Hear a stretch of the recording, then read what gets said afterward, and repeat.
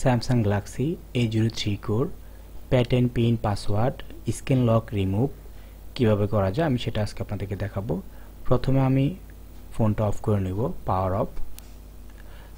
পাওয়ারটা অফ করে নেওয়ার পরে আমাদের কি করতে হবে, ভলিউম আপ বাটন এবং পাওয়ার বাটন একই সাথে দুটোটা ক্লিক করে ধরে রাখতে হবে। একই সাথে দুটোটা ক্লিক করে ধরে রাখার পরে যখন পাওয়ারটা চলে আসবে তখন 2 সেকেন্ড ধরে রেখে পাওয়ার বাটনটা ছেড়ে দিতে হবে। তারপরে আপ বাটনটা অবশ্যই ক্লিক করে ধরে রাখতে হবে, এটা ছাড়া যাবে না যতক্ষণ পর্যন্ত রিকভারি সিস্টেমটা না আসে।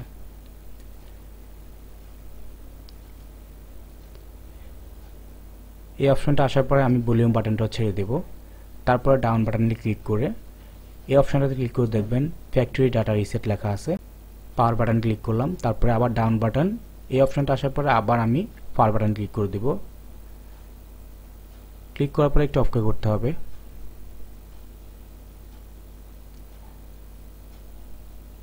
এই অপশনটা আসলে জাস্ট আমি পাওয়ার বাটনে আবার ক্লিক করব।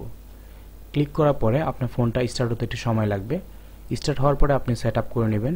সেট আপ করে নিতে যদি কোনো প্রবলেম হয়, ওয়াইফাই পাসওয়ার্ড চায়, তাহলে আপনি অবশ্যই গুগল অ্যাকাউন্ট লকটা খুলে নেবেন। আমার ইউটিউব চ্যানেলে ভিডিও আছে, মডেল নাম্বার লিখে সার্চ করলে পেয়ে যাবেন। ধন্যবাদ।